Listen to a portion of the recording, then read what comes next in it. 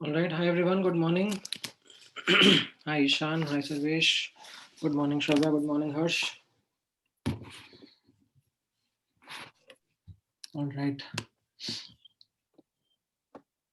I am assuming कि आप लोगों ने होमवर्क नहीं करा होगा जो मैंने कल शाम को 7 बजे आप लोगों को दिया था. आप लोग रात भर जग के थर्मोडायनेमिक्स का होमवर्क क्यों करोगे?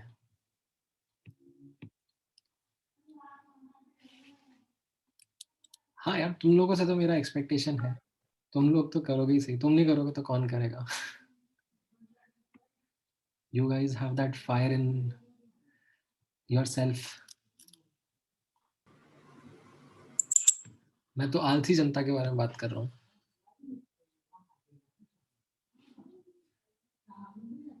हमारे आलसी बच्चे उन्होंने देखा भी था क्या मैंने कुछ होमवर्क भेजा था रात को?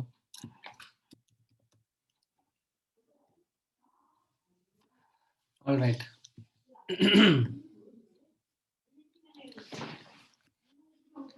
क्यों ग्रुप पे नहीं भेजा था मैंने? ग्रुप नहीं देखते तो? अच्छा, अभी जस्ट चेक किया. Okay okay. तो तुम ऐसे आराम से, मतलब that's a good thing actually. मतलब you shouldn't be hooked on to WhatsApp. You should have ऐसे specific time intervals in the day when you look at WhatsApp और गो ऑनलाइन.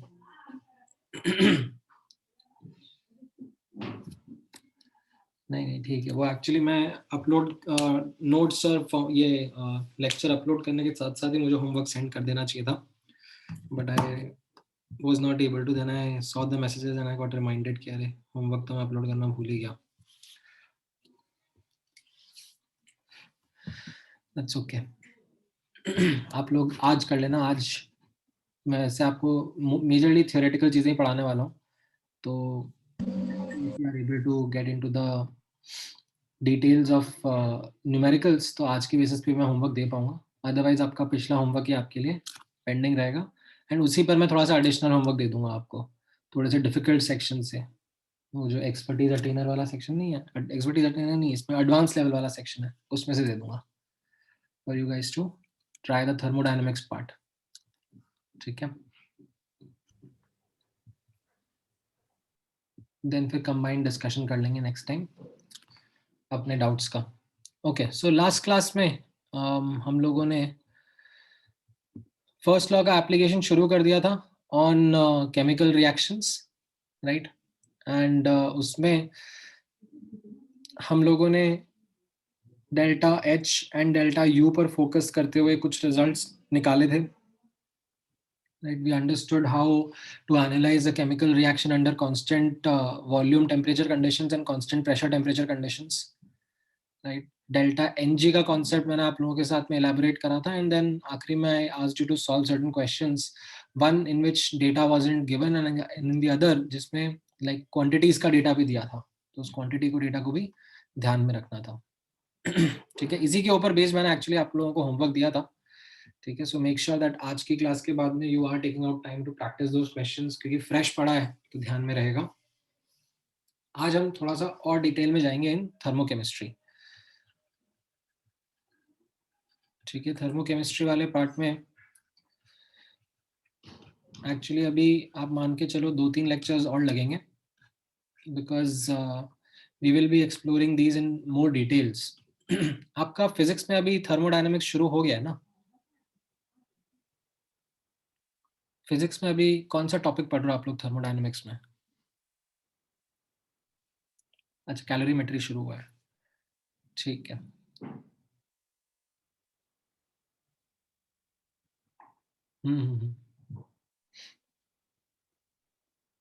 चलो अच्छा है. लास्ट टू लास्ट ईयर एक अच्छा question आया था जेई एडवांस में, कैलोरीमेट्री पर ही बेस्ड था. इनफैक्ट केमिस्ट्री के पोर्शन में आया था वो. नहीं नहीं, सॉरी, केमिस्ट्री के पोर्शन में नहीं, फिजिक्स के पोर्शन में आया था.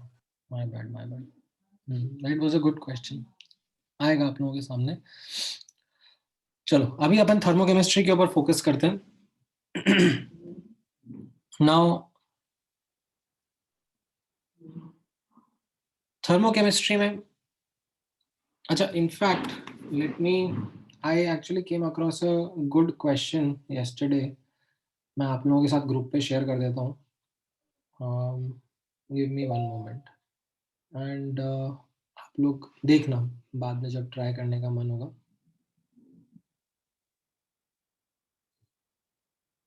Let me share it on the group. It's a thermodynamics का question, but slightly on the difficult side. And of course, any question that you would search today on Google, you might get solutions for it. But the purpose is not to actually do that. Put in an effort, an honest effort in terms of trying to get the answers by yourself. Okay. So, ठीक है, group पे मैंने share कर दिया है. आप लोग बाद में देखना, अभी नहीं, अभी यहाँ पे फोकस करो. Now, अब यहाँ पे नोटिस करना, लास्ट क्लास में हम लोगों ने डिस्कशन किया था about applying first law and its calculations on chemical reactions, right. So आपके सामने मान लो एक एक्सपेरिमेंटल कैलकुलेशन है, लाइक एक रिएक्शन है which is combustion of methane, like methane combining with O2 giving CO2 and 2H2. Now इस reaction को मैं एक क्लोज रिजिड वेसल में कंडक्ट करा रहा हूँ एंड मैं आपसे पूछ रहा हूँ दैट अब इसका मुझे एनर्जी एक्सचेंजेस के बारे में बताओ, right. How would the energy exchanges happen in this, like Q, W, delta U, delta H, ये सब मैं आपसे पूछ रहा हूँ. तो आप बोलोगे कि सर क्लोज रिजिड वेसल में है तो वर्क तो जीरो रहेगा बिकॉज ऑफ द फैक्ट कि it is constant volume conditions में है. Then Q will be actually QV because of the fact that constant volume situation में हम लोग इस experiment को कर रहे हैं, and it will be equal to delta U, but the fact is that we will not be able to determine it theoretically. We will need experimental calculation. तो हम लोग क्या करेंगे, हम लोग एक कैलोरीमीटर टाइप्स डिवाइस तैयार करेंगे जिसमें हम लोग ये रिएक्शन कराएंगे. उससे जो हीट लिबरेट होगी वो ये वाटर बाथ या ऑयल बाथ अब्सॉर्ब करेगा एंड उससे उसका टेम्परेचर राइज होगा, जो कि हम कैलकुलेट करके निकाल लेंगे that how much heat got released by this reaction. Now, once we have that with us, then we will get the value of QV. We will get it experimentally, and that will be equal to delta U, change in internal energy during this reaction. Once we get that, हम लोग delta H भी निकाल सकते हैं reaction का, right? यहाँ पर delta H और delta U का relationship हम लोग use करेंगे, right? Absolute values तो हमें नहीं पता enthalpies, but we can use this relationship that delta H is equal to delta U plus delta Ng RT, right? And इस reaction का delta Ng कितना होगा? How much is the delta Ng of this reaction? By looking at this reaction, can you check and tell me? -2. देखो ना यहाँ पर liquid को neglect करना है. You don't take liquid. इसका CO2 का कोफिशिएंट 1 है और CH4 और O2 का कोफिशिएंट 1 + 2 3 है, राइट. तो 1 - 3 that is -2. That will be the delta Ng का value. So this is something which is how we typically understand first law calculations for such reactions, and we experimentally get this data and उसको हम लोग tabulate करेंगे. Water का volume आप देख लो ना, water यहाँ पे लिक्विड फेज में, मतलब like we are analysing this reaction at room temperature pressure conditions. So उसमें क्या होगा, ये जो H2O लिक्विड है इसका कैलकुलेशन आप करके देखो ना, इसका volume will be much much smaller as compare to this gaseous phase का वॉल्यूम. तो that's why we neglect this. आप ऐसे करके देखो कि मान लो 1 मोल 2 मोल 1 मोल 2 मोल, राइट. तो अब ये गैसियस स्पीशीज के मोल्स के करस्पॉन्डिंग उनका वॉल्यूम निकालो, राइट. एंड देन ये H2O लिक्विड का मोल से मास निकालो, मास से डेंसिटी को यूज करके वॉल्यूम निकालो, काफी छोटा आ जाएगा, ठीक है.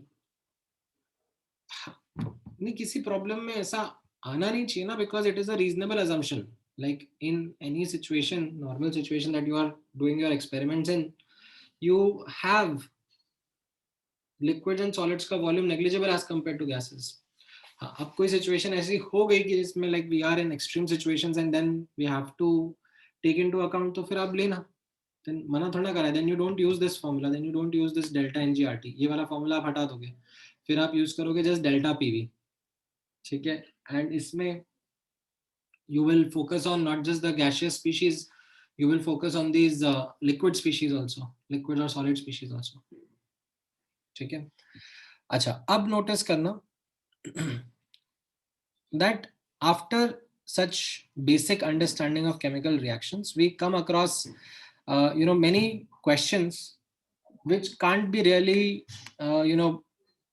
done experimentally because of whatever limitations are there, right? So there are certain processes, ठीक है, there are certain reactions जिनका एनर्जी कैलकुलेशंस हम लोग करना चाहेंगे, फर्स्ट लॉ कैलकुलेशंस हमको पता, हम वो चाहेंगे कि हमें उसके बारे में आइडिया हो, but they aren't something which can be done experimentally because of whatever limitation that is there.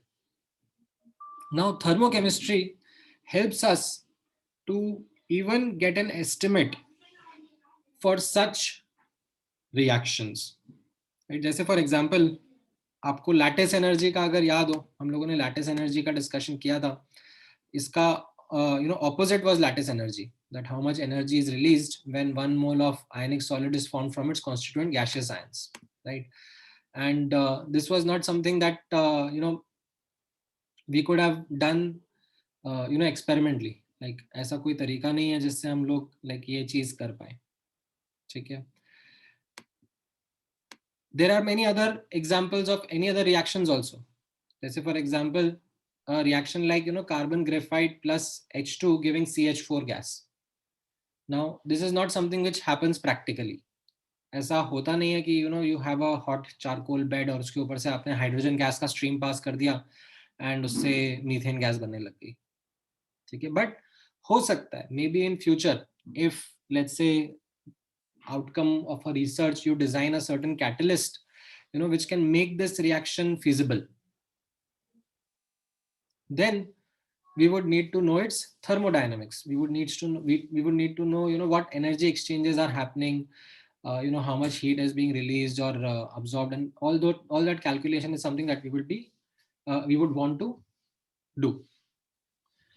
So अब इसके लिए, ठीक है, इन सब पर्पसेस के लिए thermochemistry helps us a lot. किस तरीके से आप अब नोटिस करना, ठीक है? सो यहाँ पे हम लोग कुछ बेसिक्स को रिआइटरेट करेंगे. That during a chemical reaction heat is released or absorbed, and since most of these chemical reactions that are being analyzed they are happening under constant pressure conditions, हम लोग उस heat exchange को delta H से replace कर सकते हैं, right? And delta H के बारे में कैसा था? It is final enthalpy minus initial enthalpy. Now what is final enthalpy? Like finally we have products, तो उनका enthalpy, and initially we had reactants, तो उनका enthalpy, right? The problem is that these absolute values of enthalpies aren't something that we are able to work on, ठीक है? Every substance, ठीक है, be it some element, be it some compound, every substance has a definite value of enthalpy associated with it under a given state. However, its exact value is something that can't be calculated. So we can't use this formula directly. इसको in fact हम लोग represent भी करते हैं like in this way, that enthalpy of 1 mole of a substance that is called as molar enthalpy, and it is represented in this way that H subscript M stands for molar. फिर वो substance का physical state, pressure, temperature, इन सब पे depend करता हुआ उसका enthalpy रहता है, ठीक है? जैसे मान लो you have liquid water, like 1 mole liquid water 1 atm 298 Kelvin पर, तो enthalpy associated with it is represented by this symbol, ठीक है? Now अब ध्यान से नोटिस करना that absolute values तो हम define नहीं कर पा रहे हैं, ठीक है? So even for a reaction like this that we have CH4 plus 2O2 is giving CO2 plus 2H2O, right? हम लोग absolute values of enthalpies of these species define नहीं कर पा रहे हैं. So what we do is we come up with relative values, and those relative values are as per a standard that is globally set. That is something which the entire scientific community agrees upon, builds a consensus on it, that this is what we will call as standard from henceforth. And taking that as reference, we will define relative values of enthalpy of different species. Right? ऐसा हम लोग observe करते हैं in many other spheres also. Like for example, आपको आप लोगों ने gravitation के बारे में पढ़ा है in your junior classes, right? And उसमें हमें जब ग्रेविटेशनल पोटेंशियल एनर्जी का कैलकुलेशन करना होता था, right? So what we do is we define a certain reference, right? And वो बोलते थे हम फिर उसके ऊपर ग्रेविटेशनल पोटेंशियल एनर्जी पॉजिटिव है, उसके नीचे नेगेटिव है, right? And based on that, we will be able to do calculations regarding the changes that are happening in gravitational potential energy, right? So not a like to like analogy, but on the same lines, when we can't describe absolute values, we describe a standard reference, and उस standard reference के respect में हम लोग relative values define करते हैं, and उनके reference में हम फिर कैलकुलेशंस करते हैं. तो अब मैं आपको एक एक करके लेके जाऊंगा that how we do this, how we get into the entire process of defining the standard reference and then use it for calculations. However, before I go into those details, क्योंकि उसमें क्या है, बहुत सारी बारीक बारीक डिटेल्स रहेंगी, तो आप लोग क्या होता है डिटेल्स में you get lost, you forget the overall perspective. तो एक बार क्विकली यहाँ पे ओवरऑल पर्सपेक्टिव समझना. हम लोग क्या करेंगे, हम लोग एक एंथैल्पी का स्केल डिफाइन करेंगे, ठीक है? उसमें 0, नेगेटिव एंड पॉजिटिव वैल्यूज हो सकती हैं. Now 0 will be our reference and it is assigned to elements. ठीक है, जो भी elements we find on earth or whatever extraterrestrial elements also if we come across, उन elements का एंथैल्पी हम लोग 0 असाइन कर देंगे. ठीक है, नॉट एग्जैक्टली एंथैल्पी, हम लोग एक टर्म डिफाइन करेंगे called as enthalpy of formation. मैं बताऊंगा वो डिटेल्स, बट वो हम लोग 0 असाइन कर देंगे. इसकी थोड़ी डिटेल में भी जाएंगे. इसकी थोड़ी डिटेल में कैसे जाएंगे, दैट हम लोग not just any form of element, ठीक है, जैसे for example carbon is an element, correct? Now carbon अपने एलिमेंटल फॉर्म में डिफरेंट डिफरेंट एलोट्रोप्स में मिलता है, ठीक है? ग्रेफाइट, डायमंड, कोल, फुलरीन, लाइक बहुत सारे ऐसे एलोट्रोप्स हैं जिनमें कार्बन मिलता है. तो हम कोई एक पर्टिकुलर फॉर्म को चूज करते हैं, ठीक है? जनरली वो मोस्ट स्टेबल फॉर्म ही रहता है. In almost all the scenarios it is the most stable form of that element at our standard conditions, and उसको हम लोग 0 असाइन कर देते हैं, ठीक है? And this is something which is universally accepted, that सब जगह सब साइंटिफिक कम्युनिटी में उसी को हम लोग फिर 0 रेफरेंस असाइन करेंगे, ठीक है? एंड बाकी जो एलोट्रोप्स होंगे जो उससे कम स्टेबल है, ठीक है, जो कम स्टेबल है उनका हम लोग एनर्जी या एंथैल्पी ज्यादा बता देंगे, या अगर उससे कोई ज्यादा भी हो गया, ठीक है, वैसे तो बहुत ही रेयर केस होगा, बट एक एग्जांपल है जो मैं आपके साथ में डिस्कस करूंगा. उस केस में जो मोर स्टेबल एलोट्रोप होगा उनका एंथैल्पीज नेगेटिव भी रिपोर्ट किया जाएगा. तो ये हम लोग एलिमेंट्स का टेक केयर कर लेते हैं। इस तरीके से एलिमेंट्स का हम लोग एक स्केल बना देते हैं। फिर हम आते हैं कंपाउंड्स पे, ठीक है। आफ्टर अंडरस्टैंडिंग एलिमेंट्स फिर हम आते हैं कंपाउंड्स के ऊपर, और कंपाउंड्स को हम लोग रिलेट करते हैं उनके कॉन्स्टिट्यूएंट एलिमेंट से ही, क्योंकि हर कंपाउंड कुछ एलिमेंट से ही बना होता है। कोई सा भी कंपाउंड आप लो, right, it is made from its elements only, ठीक है। तो हम लोग कंपाउंड्स को एलिमेंट्स के रेस्पेक्ट में डिस्क्राइब करना शुरू करते हैं, ठीक है। कंपाउंड्स का हम लोग एंथैल्पी जीरो असाइन नहीं करेंगे, ठीक है। हम लोग कंपाउंड्स को अब एलिमेंट्स के रेस्पेक्ट में, ठीक है, एलिमेंट्स के रेफरेंस में, कि लेट्स से कोई कंपाउंड है, वो कंपाउंड उसके एलिमेंट से बन रहा हो तो उसका एंथैल्पी कैसा रहेगा, ठीक है। And it can be positive और नेगेटिव अगेन, ठीक है। तो हम ये कंपाउंड्स के साथ में डील करेंगे। नाउ जब ये डेटा तैयार हो जाता है, एलिमेंट्स का तैयार हो गया, कंपाउंड्स का तैयार हो गया, then we are able to work with reactions. क्योंकि रिएक्शंस में क्या हो रहा है, जैसे ये रिएक्शन था आपके सामने, CH4 + 2O2 is giving CO2 + 2H2O, right. तो इसमें क्या हो रहा है, one set of compounds are going into another set of compounds. तो अब जब हमने कंपाउंड्स का डिस्क्राइब कर लिया है रिलेटिव एंथैल्पीज, तो हम रिएक्शंस को बेसिकली एंथैल्पी चेंज सिंपल लिख लेंगे, enthalpy of products minus enthalpy of reactants. तो इस तरीके से हम लोग रिलेटिव बेसिस पर, ठीक है, after defining a standard reference, we will be able to comment upon the enthalpy changes of reactions,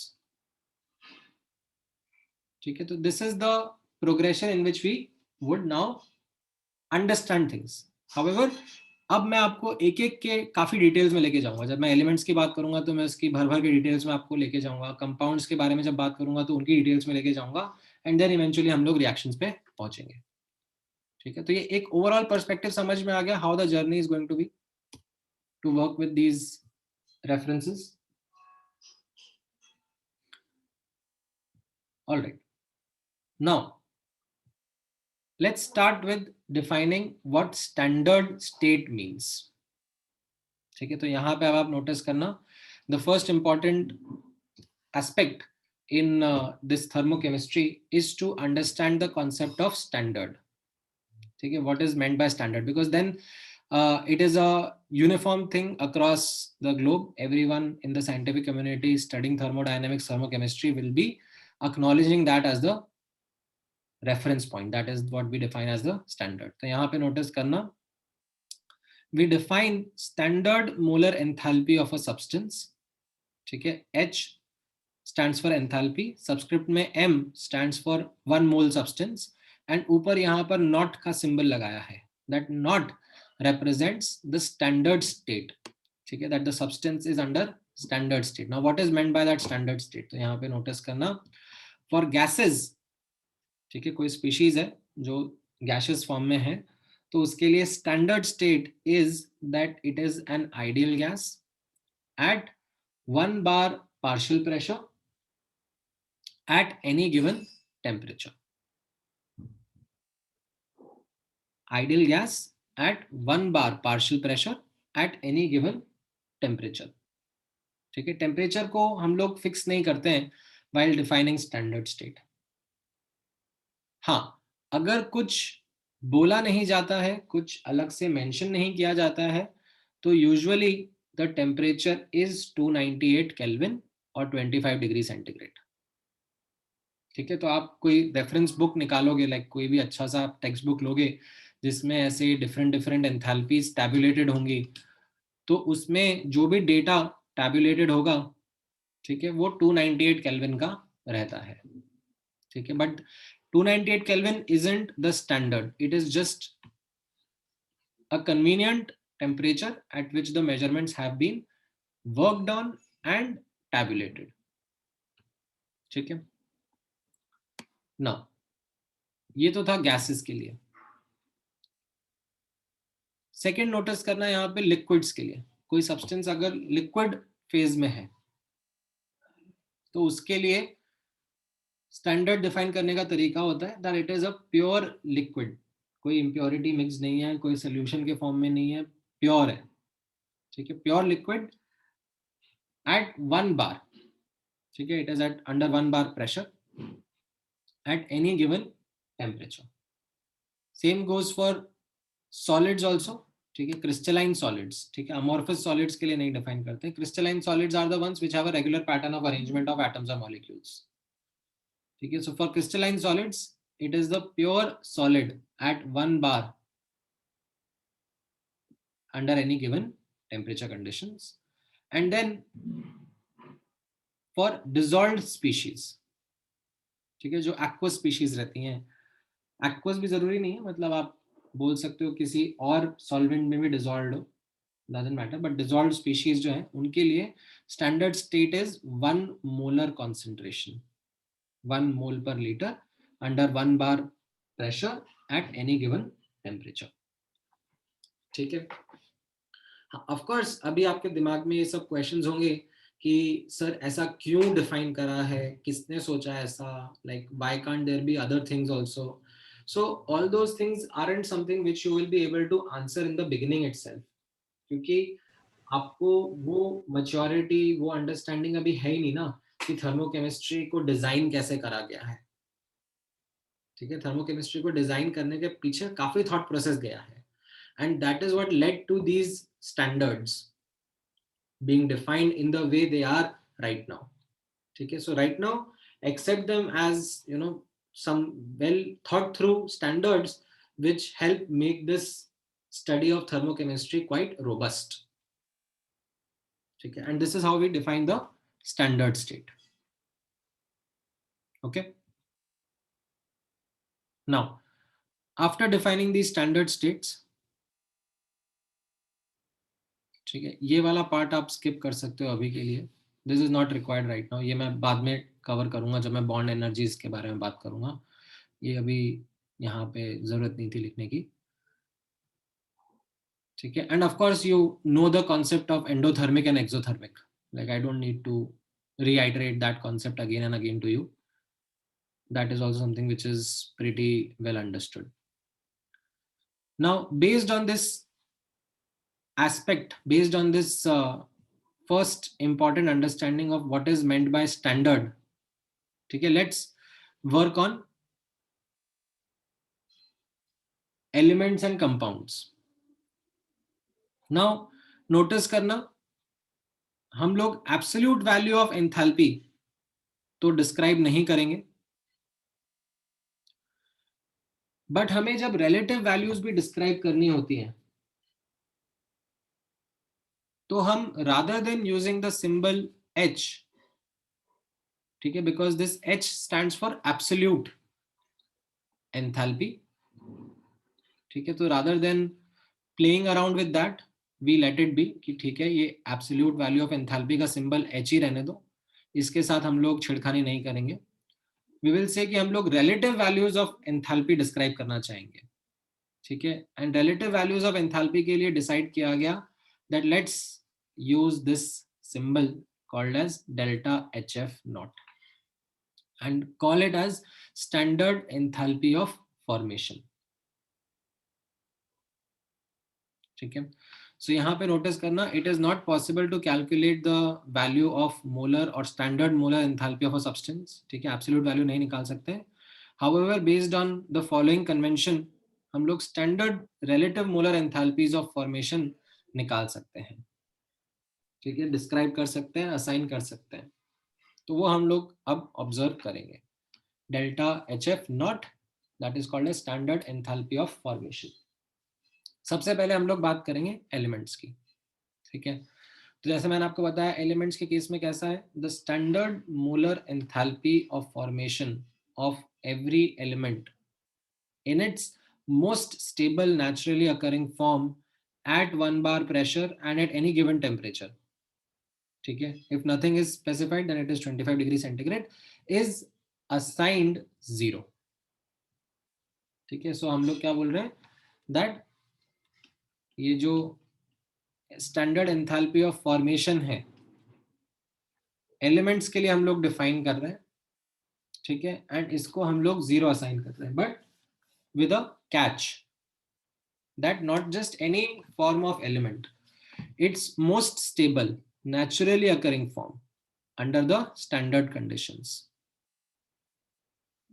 ठीक है, सो जैसे इसमें आपको थोड़ा बहुत आइडिया होगा भी सही। For example oxygen as an element है, right? So how do you find oxygen as an element and what is its most stable naturally occurring form at 1 bar pressure and given temperature 298 Kelvin per? Correct, Aman. It is O2 gas. Is there another form that you find for oxygen? हाँ, right रहता है ozone, right Sarvesh, that ozone में मिलता है, it is also the elemental form, right?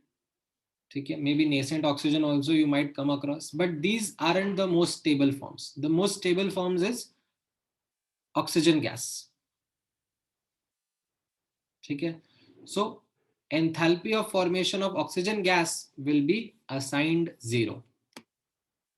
ठीक है, now अब ध्यान से नोटिस करना, इस तरीके से काफी सारे एलिमेंट्स रहेंगे, ठीक है, बट आपसे मैं हर एलिमेंट का नहीं एक्सपेक्ट करूंगा कि हर एलिमेंट का कौन सा एलोट्रोपिक फॉर्म याद रखना है, एंड हर एलिमेंट का फिजिकल स्टेट, ये सब मैं आपसे एक्सपेक्ट नहीं करूंगा कि आप सबके सब एलिमेंट्स का बैठ के ध्यान में रखो। However there are some important ones, ठीक है, 5-6 इंपॉर्टेंट वंस हैं जो मैंने यहाँ पे हाईलाइट कर रखे हैं। ठीक है, let me zoom in on them. ठीक है, ये 5-6 अपन ध्यान में रखेंगे, दीज आर क्वाइट क्रूशल। ठीक है, एक एक करके देख लेते हैं। जैसे सेकंड यहाँ पे एग्जांपल आप नोटिस करना, ब्रोमीन का। ठीक है, ब्रोमीन का एग्जांपल इसलिए हाईलाइट करा गया है क्योंकि फिजिकल स्टेट भी मैटर करता है। तो फिजिकल स्टेट यहाँ पे आप नोटिस करना that bromine under 1 bar and 298 kelvin, इसका most stable naturally occurring form is bromine liquid. ठीक है, एंड एज अ कॉन्सिक्वेंस हम लोग ब्रोमीन लिक्विड को enthalpy of formation, standard enthalpy of formation 0 assign करेंगे, नॉट टू ब्रोमीन गैस। ठीक है, iron. ठीक है, अब आयरन जो है वो अपने एलिमेंटल फॉर्म में कैसे मिलता है? As a metallic solid. ठीक है, under 1 bar pressure and 25 degree centigrade, तो इसके सॉलिड फॉर्म को हम लोग 0 असाइन करेंगे। ठीक है, लिक्विड आयरन या फिर आयरन के वेपर्स को हम लोग 0 असाइन नहीं करेंगे। ठीक है, इनफैक्ट इसमें भी डिटेल्स होती हैं। ठीक है, इसके अंदर भी एक डिटेल रहेगी जो कि आप ये सल्फर वाले एग्जाम्पल में नोटिस करोगे। ठीक है, जैसे सल्फर का भी ऐसा रहता है, यहाँ पे आप नोटिस करना सल्फर के बारे में, दैट सल्फर सॉलिड फॉर्म में, ठीक है, is what is the most stable naturally occurring form. But solid state के अंदर भी, ठीक है, जो रोम्बिक मोनोक्लिनिक लिखे हुए हैं, ये आप लोगों को वर्ड्स नहीं पता होंगे अभी, क्योंकि ये रोम्बिक मोनोक्लिनिक क्या होते हैं? They are actually patterns in which atoms are arranged. ठीक है, तो दीज आर समथिंग जो कि आप बाद में एक बार डिस्कस करोगे सॉलिड स्टेट चैप्टर जब आप पढ़ोगे 12th क्लास में। ठीक है, सो इसमें सल्फर जो है वो डिफरेंट अरेंजमेंट्स में प्रेजेंट रहता है। ठीक है, जैसे मान लो सल्फर का एक सॉलिड का टुकड़ा रखा हुआ है, तो उसमें एटम्स आपस में कैसे अरेंज्ड हैं रेगुलरली, ठीक है, वो अलग अलग पैटर्न्स रहते हैं। एक रोम्बिक होता है, एक मोनोक्लिनिक होता है। There are different different ways in which these sulphur atoms are going to be arranged. ठीक है, तो इसमें अब किसी एक पर्टिकुलर को हम लोग, जो कि ज्यादा स्टेबल होता है, most stable, more naturally occurring, उसको हम लोग असाइन करके रखते हैं as enthalpy of formation equal to 0। ठीक है, हाँ। अब ये इनकी डिटेल में जाने की जरूरत नहीं है आपको कि स्ट्रक्चर क्या है, कैसे है। ठीक है, ये तो जस्ट मतलब मैंने आपको ऐसे डिस्क्राइब करने के लिए बता दिया कि हाँ मतलब there are these different allotropic forms. ठीक है, तो उसमें हमें ये कुछ एक दो एग्जांपल्स है जिनके बारे में ध्यान रखना पड़ेगा। ठीक है, सॉलिड स्टेट चैप्टर में है ये सब, बट उसमें भी आप लोग सिर्फ क्यूबिक सिस्टम्स के ऊपर ही फोकस करते हो अपने सिलेबस के हिसाब से। You don't actually get into other crystal systems in detail. ठीक है, वो फिर एक अलग ब्रांच ऑफ साइंस हो जाता है कॉल्ड क्रिस्टलोग्राफी, जिसमें you actually get into the depths of crystals and their structures. उसका एक बहुत ही इनिशियल बेसिक पार्ट अपने साथ में रहेगा इन 12th class called solid state, and उसमें हम लोग क्यूबिक क्रिस्टल्स के ऊपर जस्ट थोड़ा डिस्कशन करते हैं। Correct correct. ठीक है, तो यहाँ पर हाँ, जैसे ये आप एग्जाम्पल ध्यान रखना, ये दो एग्जाम्पल काफी फेमस है, काफी कॉमन है। जैसे सल्फर के बारे में, ठीक है, रोम्बिक वाला जो फॉर्म रहता है उसको 0 असाइन करते हैं। मोनोक्लिनिक वाला या फिर और भी एलोट्रोपिक फॉर्म्स रहते हैं, not just monoclinic, there are other allotropic forms also, उनको 0 असाइन नहीं करते हैं। ठीक है, फॉस्फोरस में, ठीक है, फॉस्फोरस एज एन एलिमेंट भी नोटिस करना, इसके भी डिफरेंट डिफरेंट एलोट्रोपिक फॉर्म्स रहते हैं।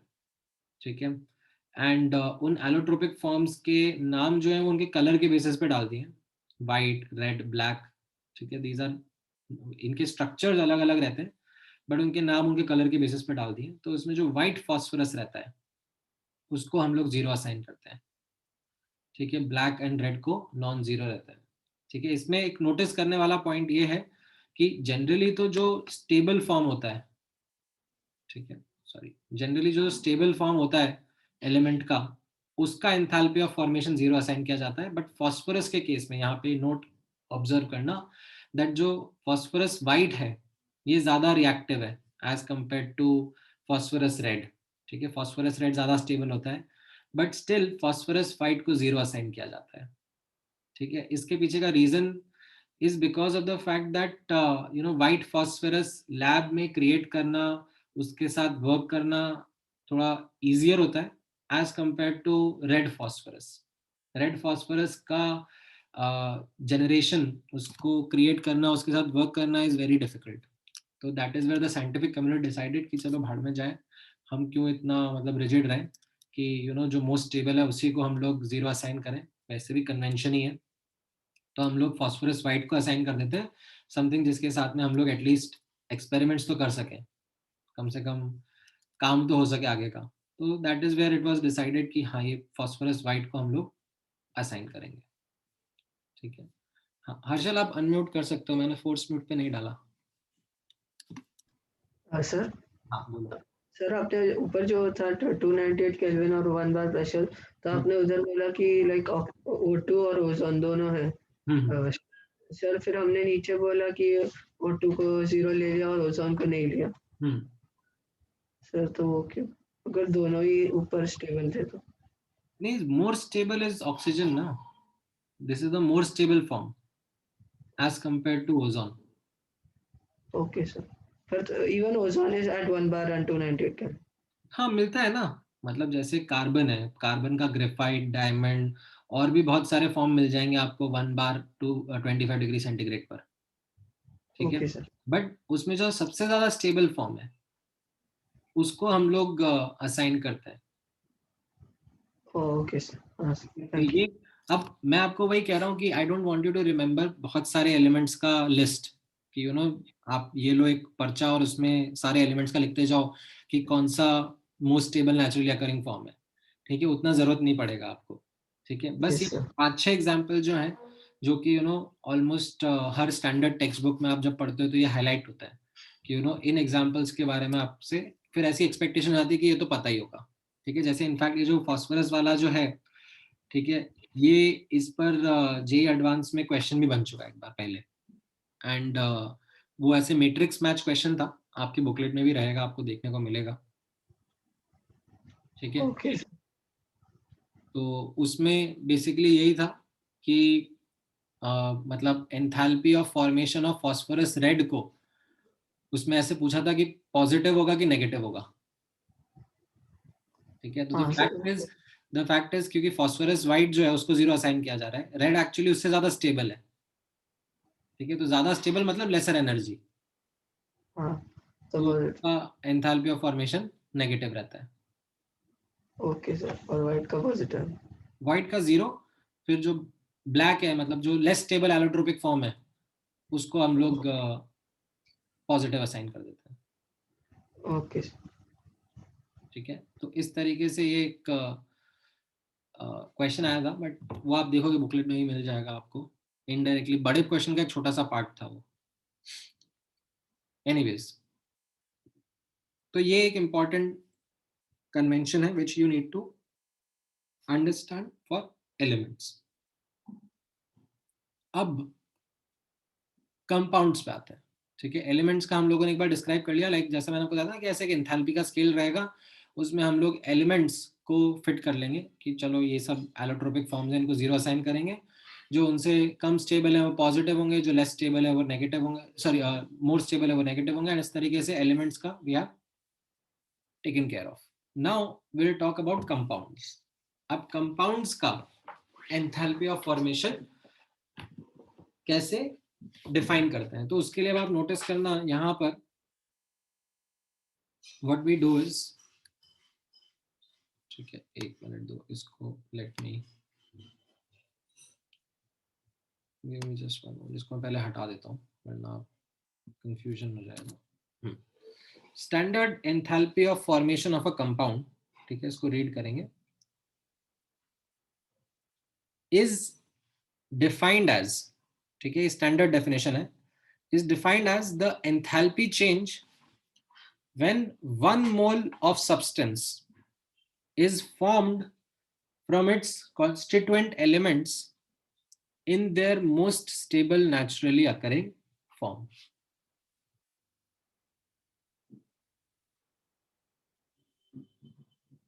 ध्यान से रीड करना वापस से definition, that it is the enthalpy change when 1 mole of substance is formed from its constituent elements in their most stable naturally occurring form. तो जैसे आपको enthalpy of formation of glucose define करना है, glucose एक compound है C6H12O6, ठीक है। So you have to form और write the enthalpy of formation of this compound. ठीक है। तो इसका डेफिनेशन कैसा होगा, that 1 mole of this compound, ठीक है, यहाँ पे आप नोटिस करोगे इसका कोफिशिएंट 1 है, 1 mole of this compound C6H12O6 solid being formed from its constituent elements. What are its constituent elements? Carbon, hydrogen and oxygen in their most stable naturally occurring form. तो carbon का most stable naturally occurring form क्या था, carbon graphite. Hydrogen का most stable naturally occurring form is hydrogen gas. Oxygen का most stable naturally occurring form is oxygen gas. इस तरीके से हम ये डिफाइन करते हैं। ठीक है। अब यहाँ साइड में नोट ऑब्जर्व करना, it doesn't matter if this reaction actually happens in real life or not. ठीक है। ग्लूकोज ऐसे नहीं बनता है कि ग्रेफाइट लिया और उसके ऊपर एक तरफ से हाइड्रोजन की स्ट्रीम डाली, एक तरफ से ऑक्सीजन की स्ट्रीम डाली और मैजिक ग्लूकोज बन गया। ऐसा होता ही नहीं है। This is no reaction, this is not a practical reaction. However this is the way in which we define enthalpy of formation of compound. ठीक है। Of course you might have a question that why this way, so this is actually something which is well thought through. ठीक है। अभी आप लोग appreciate नहीं कर पाओगे क्योंकि आपको इसका अंदाजा नहीं है। ठीक है। But this is something which is the way in which we define enthalpy of formation, ताकि एक स्टैंडर्ड तरीका हम लोग सेट कर पाए। ठीक है। कैसे आप धीरे धीरे उसको ऑब्जर्व करोगे। अब इसमें बहुत छोटी छोटी बारीकियां हैं, ये जो डेफिनेशन है, ठीक है, इस डेफिनेशन के ऊपर जेई एडवांस में, जेई मेंस में क्वेश्चंस बन चुके हैं बहुत बार। इनफैक्ट 2 या 3 साल पहले जेई एडवांस में एक क्वेश्चन था कि you know which of the following reactions is a representation of enthalpy of formation of a compound. And छोटी छोटी चीजों को उसमें ध्यान करा जा रहा था कि you know 1 mole of substance बन रहा है कि नहीं बन रहा है, मतलब सब्सटेंस का कोफिशिएंट 1 होना चाहिए, फ्रॉम इट्स एलिमेंट्स हो रहा है कि नहीं हो रहा है, एंड एलिमेंट्स का भी most stable naturally occurring form है कि नहीं है, वो सब चीजों को टेक केयर करना पड़ता है so as to make sure that the definition is correctly used. ठीक है, मेंस एडवांस दोनों में क्वेश्चन बन चुके हैं इसके ऊपर पहले भी, एंड आगे भी बन सकते हैं, because it is very critical for you to follow this definition word by word. So जैसे यहां पर let's say if I give you the task कि आपको एंथैल्पी ऑफ फॉर्मेशन, ठीक है, standard enthalpy of formation of HBr gas लिखना है। So can you write the equation which will be representing it? Can you take an attempt? Try करो, HBr का enthalpy of formation लिखना है, कैसे लिखोगे?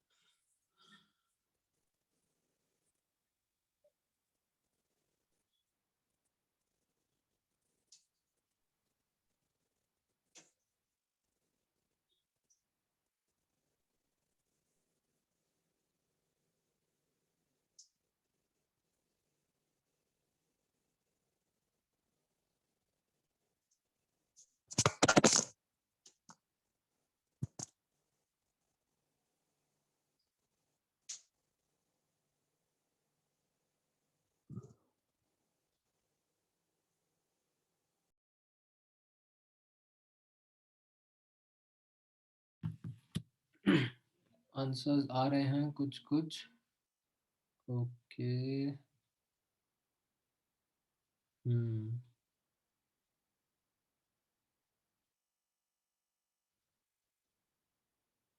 फिजिकल स्टेट भी मैटर करता है अमान, तो आप फिजिकल स्टेट भी यहाँ पर डिस्क्राइब करो। नहीं ईशान, आपका करेक्ट नहीं है, थोड़ा सा गड़बड़ हुआ उसमें। हृदय, आपने तो पता नहीं क्या कर दिया, आपने तो कंपाउंड ही चेंज कर दिया। मैं तो HBr बना रहा हूँ ना, आपने HBr3 कहाँ से बना दिया? This is G, G for gas.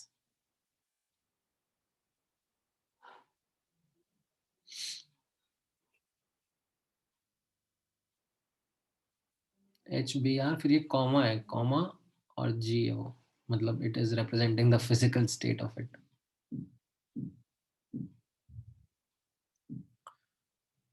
हाँ करेक्ट है अमान, गुड। बाकी लोग भी अटेम्प्ट लो, देखो क्या हो रहा है। हम लोग फिर गलतियां हाईलाइट करेंगे, उन्हीं से फिर सीखना है आपको आगे का।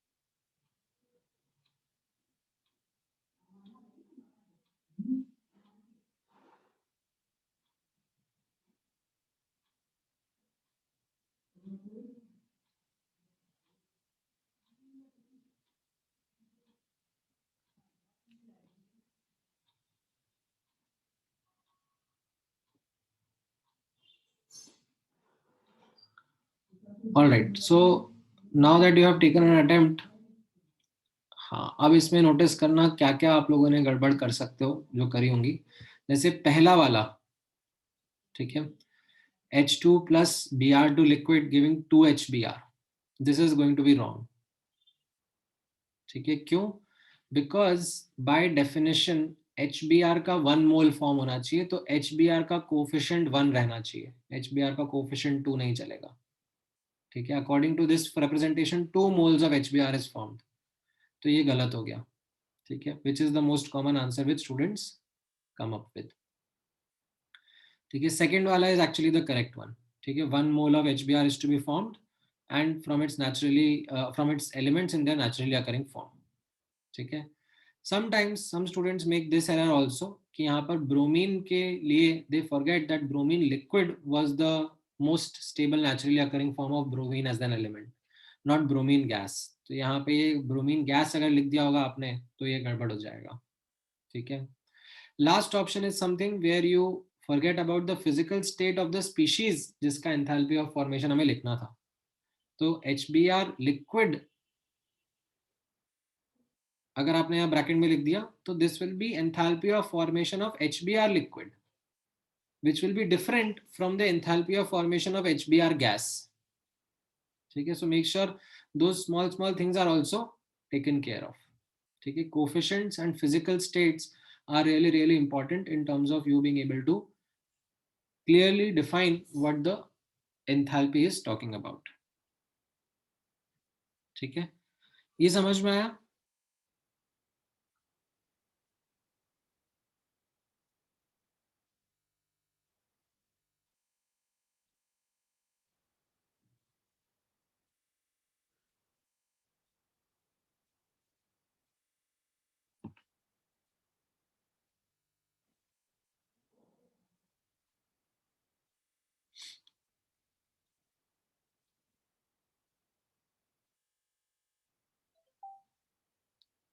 क्लियर है? ऑल राइट, एक बार आप अब इस लर्निंग को अप्लाई करते हुए मीथेन का एंथैल्पी ऑफ फॉर्मेशन का इक्वेशन लिखो। What will be that enthalpy of formation of methane का इक्वेशन?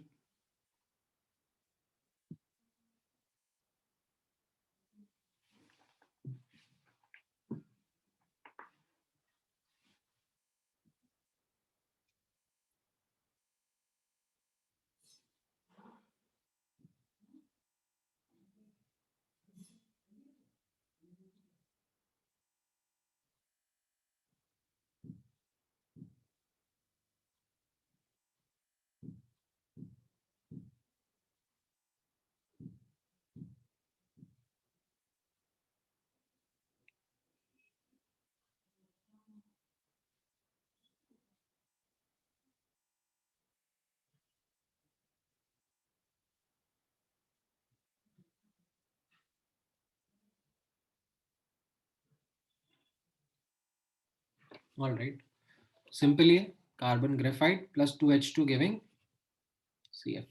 CH4, right. इसमें गैसेस मतलब वो आपने ग्रेफाइट रिप्रेजेंट किया ना सर्वेश, आई होप, मतलब नॉट कार्बन गैसेस।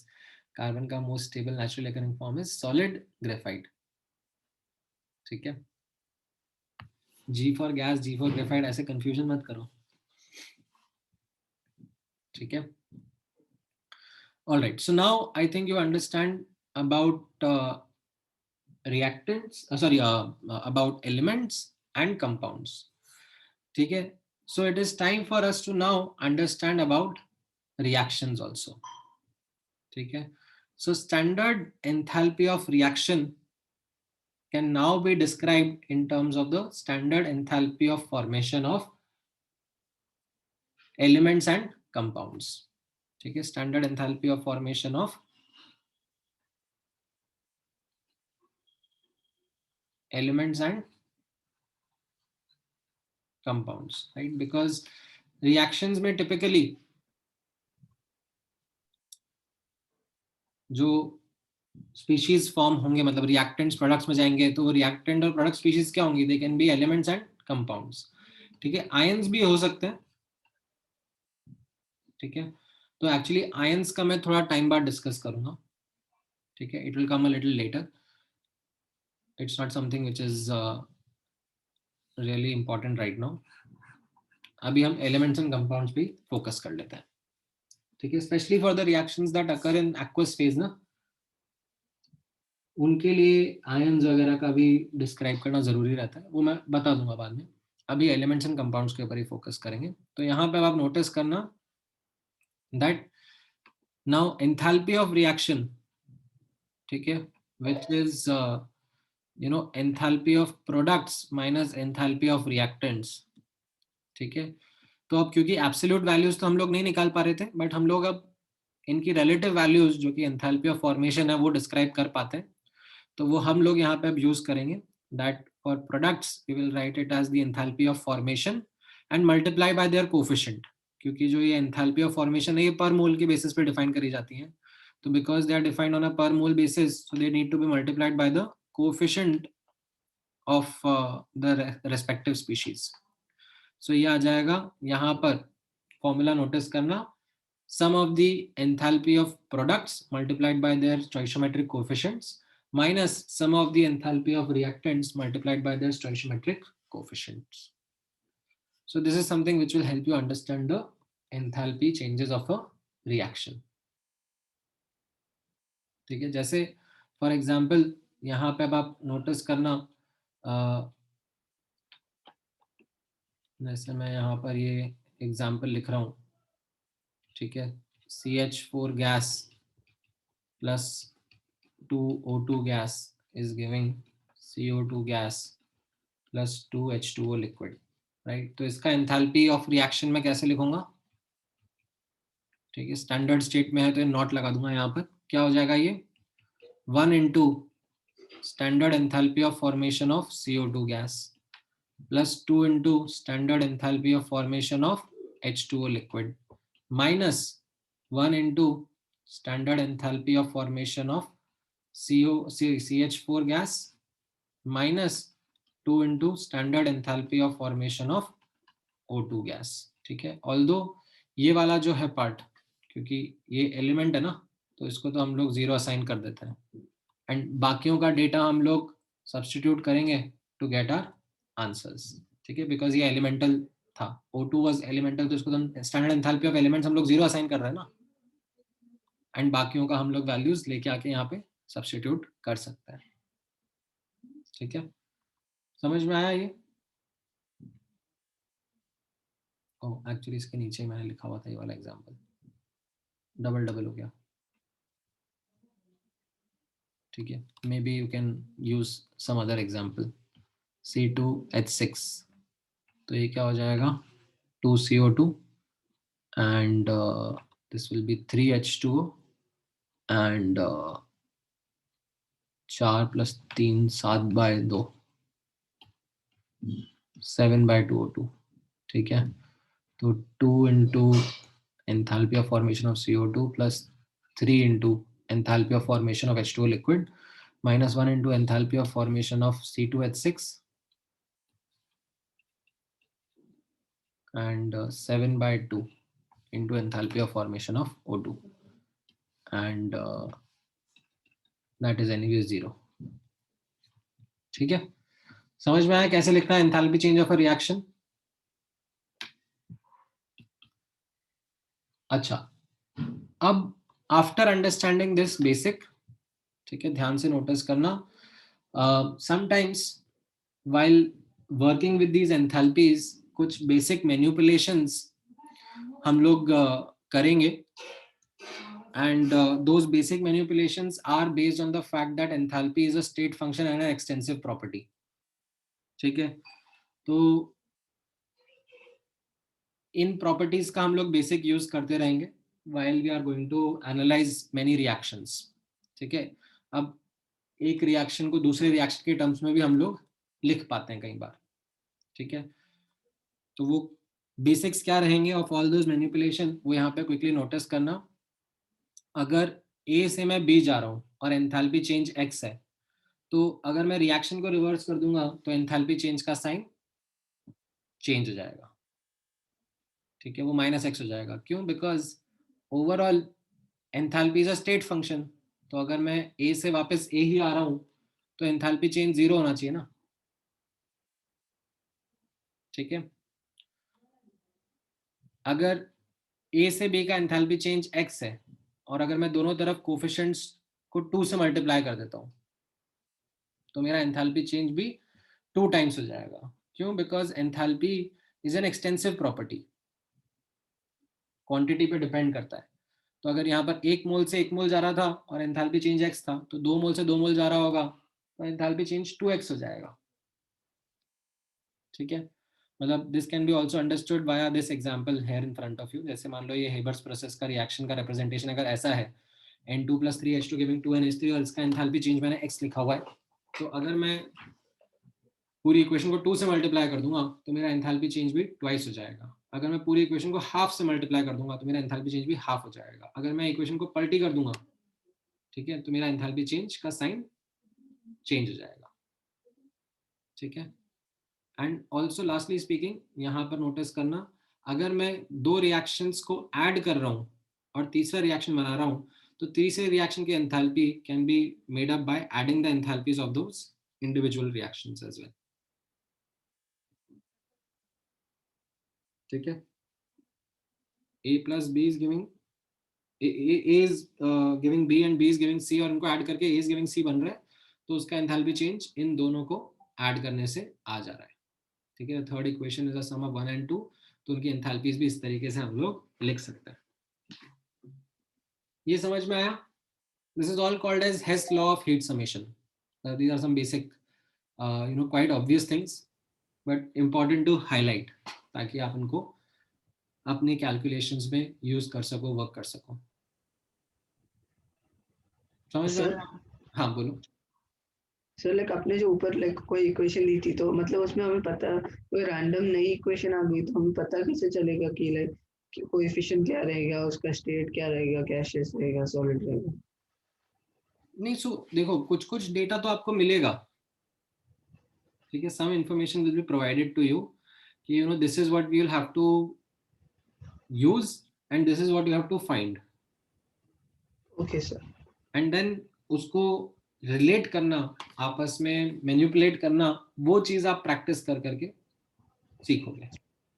मैं कराऊंगा आपको, प्रैक्टिस कराऊंगा ऐसी चीज के ऊपर. सर लाइक थोड़ा ऊपर जा सकते हैं एक बार? हाँ बोलो. सर वो जो ऊपर का आपने क्वेश्चन दिया था ना, ये वाला? नहीं सर, थोड़ा ऊपर. हाँ सर, ये जो ये दिया था ना सर, तो इसमें तो बस आपने बोला था. सॉरी. हाँ हाँ सर, इसमें तो बस बोला था delta H like is represented by which equation. तो मतलब अगर इसमें लाइक क्वेश्चन पूछा होता तो मतलब हमें तो पूरा गेस करना होता ना, क्वेश्चन वाइज होता तो. हाँ, तो इसमें कोई डिफिकल्ट पार्ट थोड़ा था गेस करने के लिए. मतलब HBr में कॉन्स्टिट्यूएंट एलिमेंट्स हाइड्रोजन और ब्रोमीन है. अब हाइड्रोजन का most stable naturally occurring form क्या रहेगा? H2 gas. हाँ सर, नहीं सर, मतलब कोएफिशिएंट. कोफिशिएंट आपको बस इतना रखना है ना कि HBr का कोफिशिएंट 1 होना चाहिए.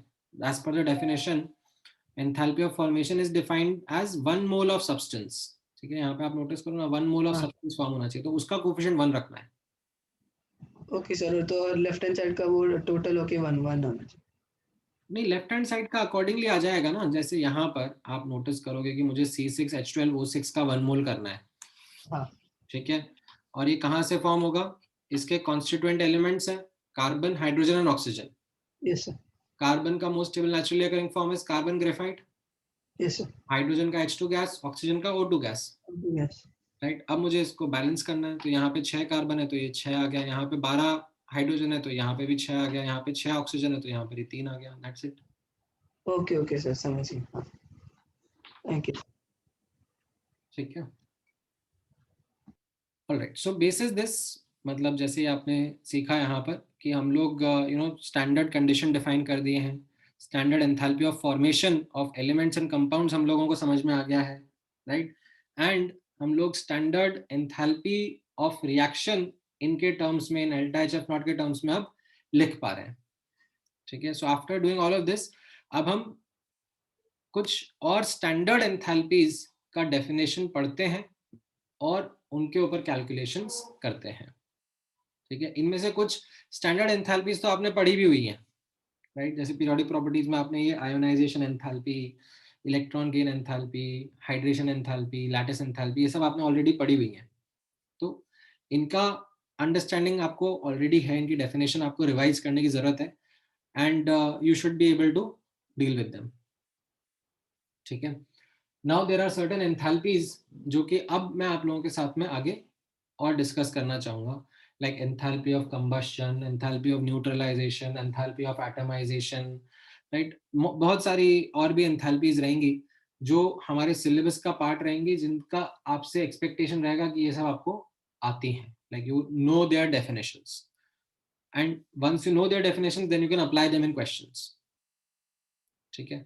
तो सबसे पहले से स्टार्ट करते हैं एंथैल्पी ऑफ कंबशन से, ठीक है। just give me one moment, I'll just bring in the notes, और फिर उसी से क्वेश्चन भी हो जाएंगे, मतलब don't worry, give me just one moment.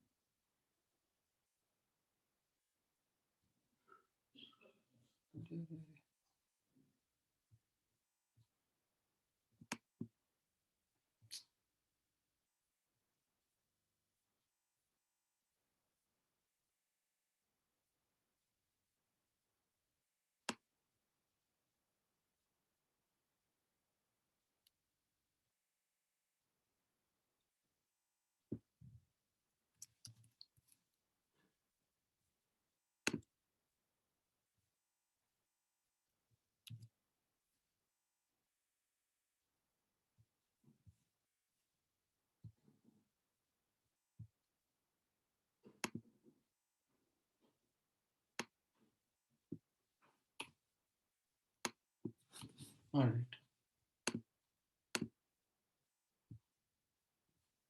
ठीक है। सबसे पहले हम लोग स्टार्ट करते हैं एंथैल्पी ऑफ कंबशन से, ठीक है। This is the most commonly used enthalpy. Now combustion reaction के लिए जो एंथैल्पी चेंज होगा उसको एंथैल्पी ऑफ कंबशन बोल देंगे, ठीक है। This is like the simplest understanding of it. However इसमें there are certain important aspects to be taken care of. ये डेफिनेशन रीड करना, it is the enthalpy change when 1 mole of substance combines with requisite amount of oxygen to undergo complete combustion and give stable final product. That is what is then called as enthalpy of combustion of that substance. So जैसे यहाँ पर आप notice करना, enthalpy of combustion of CH4 है, ठीक है। तो enthalpy of combustion of CH4 कैसा रहेगा? 1 mole of CH4, ठीक है। CH4 का कोफिशिएंट 1 होना अगेन जरूरी है, ठीक है। यहाँ पे कोफिशिएंट 2 3 कुछ नहीं डाल सकते अपनी मर्जी से, 1 ही रखना पड़ेगा। 1 mole of CH4 combining with the requisite amount of oxygen to give you the final products, which is like CO2 and H2, ठीक है। Enthalpy of combustion of glucose आपको लिखना है, तो enthalpy of combustion of glucose में कैसा रहेगा? 1 mole of glucose combining with requisite amount of oxygen to give you the stable final products CO2 and H2, ठीक है। यहाँ पे नोटिस करना, इनकम्प्लीट कंबशन नहीं लिखना है, ठीक है। जैसे फॉर एग्जांपल यहाँ पे आपको enthalpy of combustion of carbon बोला जा रहा है, ठीक है। तो अब वैसे तो ये इनकम्प्लीट क्वेश्चन है, क्योंकि इसमें आपको ये नहीं बोला कि कौन सा एलोट्रोप ऑफ कार्बन का एंथैल्पी ऑफ कंबशन के बारे में बात करना है, ठीक है। बस इतना बोल दिया enthalpy of combustion of carbon लिखो। तो अब ऐसा नहीं है कि आप कार्बन ग्रेफाइट ही लोगे, ठीक है, आप कार्बन डायमंड भी डिफाइन कर सकते हो, उसका भी एंथैल्पी ऑफ कंबशन डिफाइन कर सकते हो, दोनों अलग अलग वैल्यूज रहेंगी। ठीक है, डेफिनेटली दोनों अलग अलग वैल्यूज रहेंगी। और ऐसा कोई स्टैंडर्ड नहीं है कि आप enthalpy of combustion of graphite को ही बोलोगे कि that is the enthalpy of combustion of carbon as an element. नहीं नहीं, different different allotropes can have different enthalpy of combustions. However, यहाँ पर जो एक important point notice करने के लिए है is that carbon combining with the requisite amount of oxygen to give the final product which is CO2 gas. ठीक है, CO अगर आप यहाँ पे बना रहे हो तो that is not the final product, it is not the correct enthalpy of combustion. ठीक है, जैसे मतलब आप सल्फर भी ले रहे हो, ठीक है, for example sulphur plus O2, तो इसमें फाइनल SO3 बनाना, ठीक है, SO या SO2 will not be called as the enthalpy of combustion of sulphur. समझ में आया? इनकम्प्लीट कंबशन नहीं करना है। So this is what enthalpy of combustion of element या compound would be described as. ठीक है, now typically when enthalpy of combustion is talked about, it is a negative value, मतलब it is heat released। ठीक है, generally enthalpy of combustion is negative, it is the heat release accept in case of F2 and N2। ठीक है, F2 and N2 ये दो elements रहेंगे, ठीक है, जिनके लिए आपको ये ध्यान में रखना पड़ेगा कि इनका एंथैल्पी ऑफ कंबशन एंडोथर्मिक होता है, लाइक इनको बर्न करने के लिए काफी ज्यादा टेम्परेचर्स की रिक्वायरमेंट होती है। ठीक है,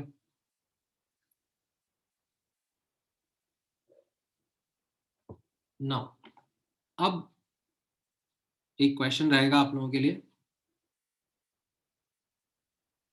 given this information enthalpy of formation of CH4 निकालना है, एंड मैंने आपको ये enthalpy of combustion of carbon graphite, CH4 gas and H2 gas दे दिए, तो आप ये enthalpy of formation of CH4 निकाल सकते हो क्या?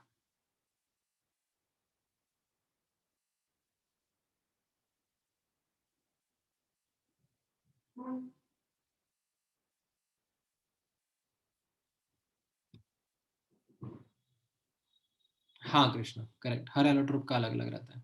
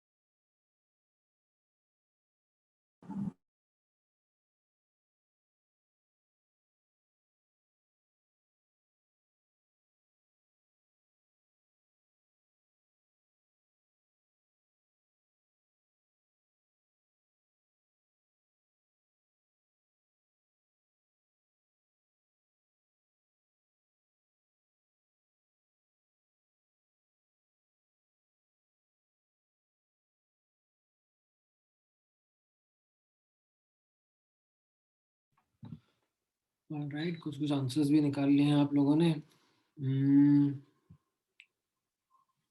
Not sure if let me see, let me check क्या आंसर रहेगा इसका, then I will be able to comment.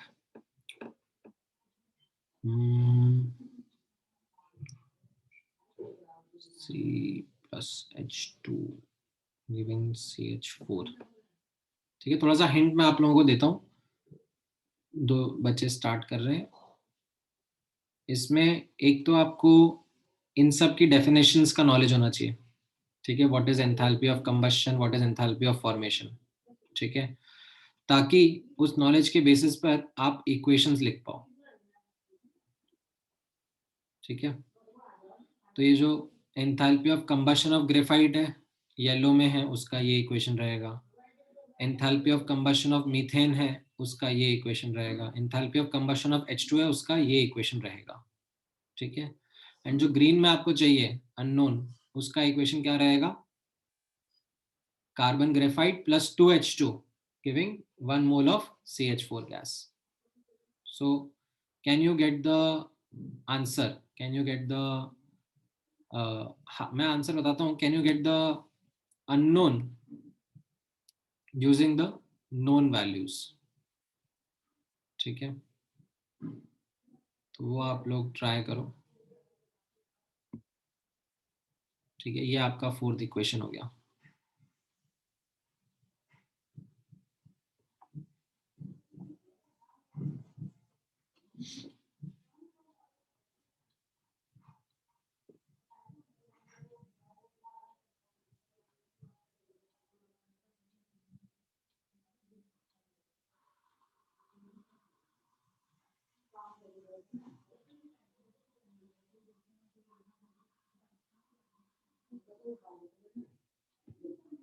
Answer मुझे एक बार देखना पड़ेगा हमारा। I myself I am not aware of the exact value. हो सकता है आपका आंसर करेक्ट हो।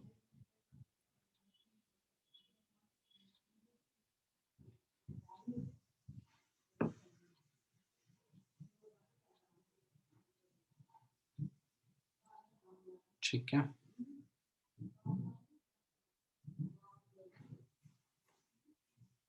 कैसे करोगे यहाँ पे मैनिपुलेट? आपको ये 4th इक्वेशन चाहिए है। ठीक है, फ्रॉम 1 2 3। तो आप लोग कैसे मैनिपुलेट कर रहे हो? ठीक है, देखो मैं किस तरीके से करता हूँ, यहाँ पे नोटिस करना। मुझे 4th इक्वेशन चाहिए है। ठीक है, ये 1 2 3 से आनी चाहिए। तो 4th इक्वेशन में आई विल गो एलिमेंट या सब्सटेंस बाय सब्सटेंस। मुझे चाहिए carbon graphite. Left hand side पे चाहिए। कार्बन ग्रेफाइट कहां पर है? 1 2 3 में, फर्स्ट इक्वेशन में। ठीक है, क्या लेफ्ट हैंड साइड पर है? हाँ, लेफ्ट हैंड साइड पर है। क्या उसका कोफिशिएंट 1 है? हाँ, उसका कोफिशिएंट 1 है। तो मैं 1 को एज इट इज लिख दूंगा। ठीक है, देन मुझे चाहिए यहां पर 2H2।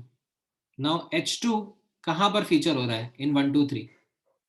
विच इक्वेशन में H2 is featuring? 3rd equation में। ठीक है, क्या लेफ्ट हैंड साइड पे है? हाँ, लेफ्ट हैंड साइड पर है। क्या कोफिशिएंट 2 है? मुझे कोफिशिएंट 2 चाहिए। तो क्या कोफिशिएंट 2 है? द आंसर इज कि नहीं है। तो what I will do is I will multiply the second equation by, और sorry, third equation by 2 and add it to the first equation.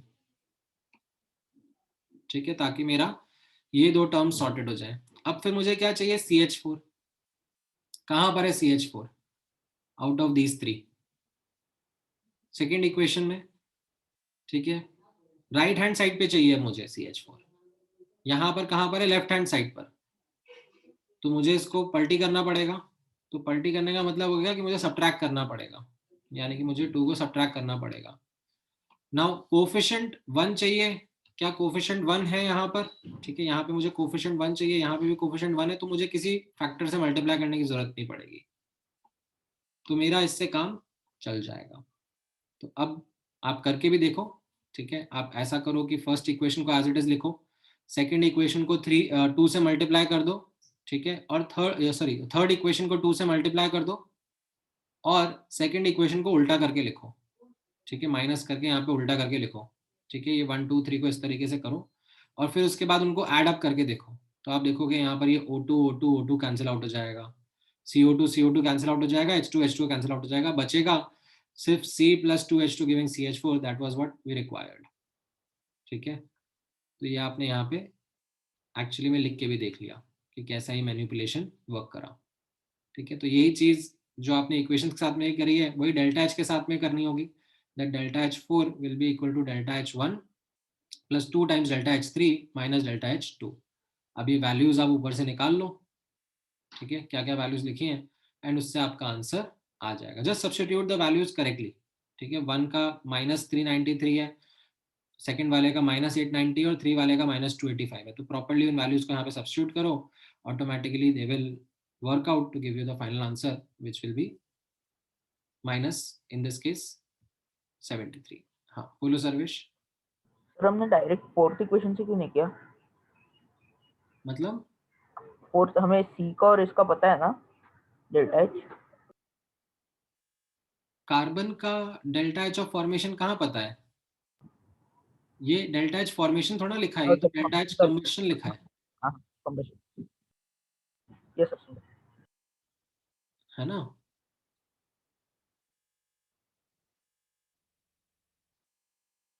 तो उससे आपको यहाँ पे थोड़ा मेहनत करना पड़ेगा।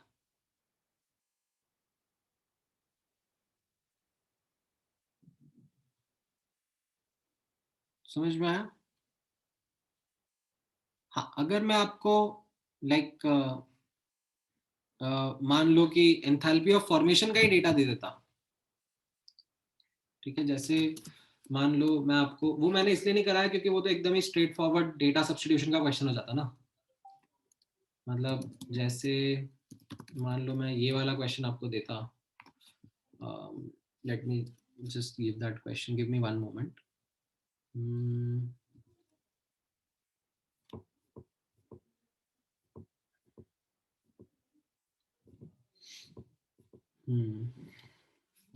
अगर मैं आपको डायरेक्टली कुछ ऐसा ही क्वेश्चन दे देता, ठीक है, मतलब समथिंग लाइक दिस, एक सेकंड दो।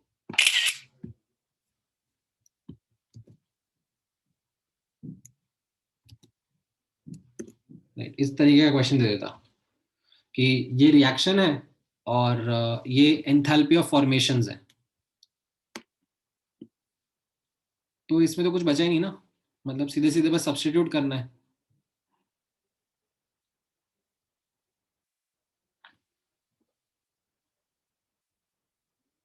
समझ में आया? इसमें आप बोलोगे कि ठीक है, delta H reaction will be equal to delta H formation of zinc solid plus delta H formation of CO2 gas, ठीक है, minus delta H formation of ZNO solid and minus delta H formation of CO gas, ठीक है। और ये तो क्योंकि element है तो इसका तो जीरो रहेगा, और इन सब की वैल्यूज आपको दी हुई है, उनको यहाँ सब्स्टिट्यूट करो और आंसर निकाल लो, ठीक है। मतलब अब ये नहीं दिया मैंने यार, ये like this will be the easiest kind of question that you will have. इसमें मैंने थोड़ा सा आपसे मेहनत करवाई कि instead of giving you simply enthalpy of formation का डेटा, यहाँ पे मैंने आपको डिफरेंट डेटाज दिए और वही मैनिपुलेट करके आपको आपका एक रिजल्ट निकालना था, ठीक है। अच्छा, एक दो क्वेश्चन और ट्राई कर लेते हैं, जस्ट दो डेफिनेशन के पॉइंट ऑफ व्यू से, ठीक है। Just give me one moment, I just remove the answers और फिर आप ट्राई करना।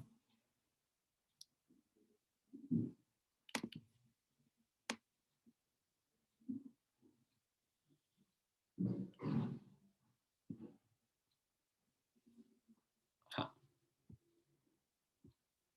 ऑल्दो इसमें भी मैंने थोड़ी हेल्प कर रखी है बाय हाईलाइटिंग थिंग्स, बट ये तीन क्वेश्चन समझो। पहला वाला क्वेश्चन तो खैर आपके सामने सीधे सीधे आंसर है ही सही कि what would be the equation of standard enthalpy of combustion of C2H6। तो उसमें the only catch that you have to keep in mind is C2H6 का कोफिशिएंट 1 रखना है, ठीक है। बाकी जो दो क्वेश्चंस है उनके आंसर दो, क्या रहेगा?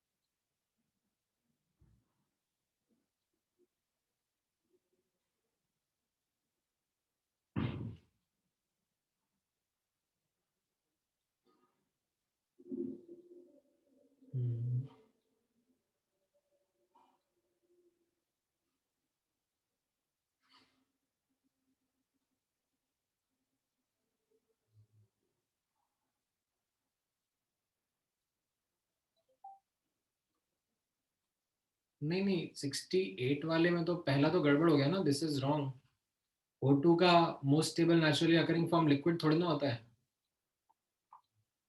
O2 का तो गैस होता है, तो ये ए तो गलत हो गया।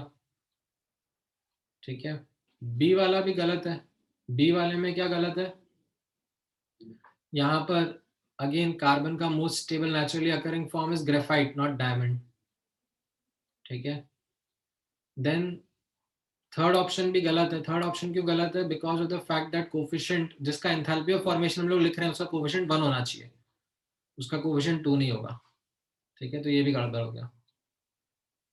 डी वाला ऑप्शन एंड ई वाला ऑप्शन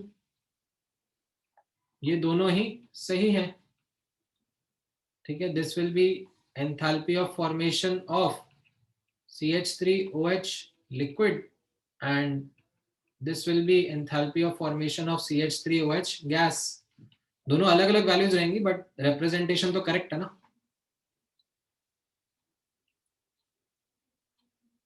ठीक है, what about heat of combustion, enthalpy of combustion,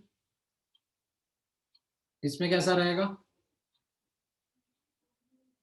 पहला वाला गड़बड़ है बिकॉज ऑफ द फैक्ट कि यहाँ पर इनकम्प्लीट कंबशन हो रहा है।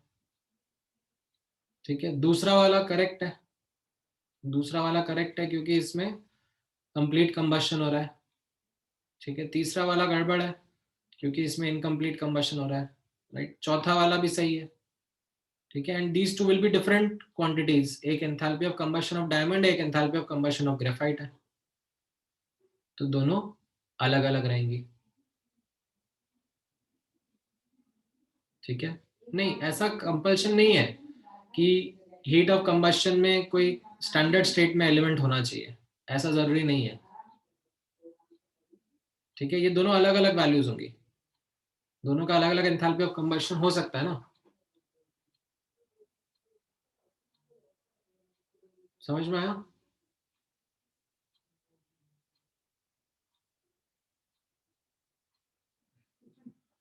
ऑलराइट, सो इसी के ऊपर अब अपन और बिल्ड करेंगे। ठीक है, और भी एंथैल्पीज का कैलकुलेशन डिस्कशन रहेगा। आज के लिए अपन लोग यहीं पे क्लोज करते हैं। Then I will be giving you certain questions from thermodynamics वाला पार्ट आल्सो, जो पुराना वाला है अपना चल रहा है, एंड थोड़े से मैंने आपको थर्मोकेमिस्ट्री के क्वेश्चंस तो दिए हुए हैं से, and let's work on them and discuss them in the next class. Then we will go deeper into this thermochemistry aspect. ठीक है, any questions, any doubts you would want to ask, let me know. ठीक है, alright, चलो then, thank you guys, take care, bye bye.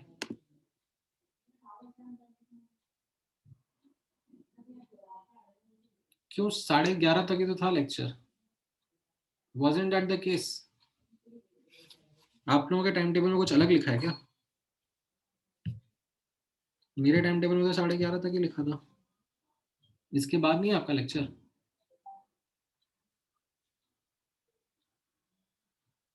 हाँ हाँ, तो 11:30 ही तो है। ठीक है, चलो, ऑल राइट।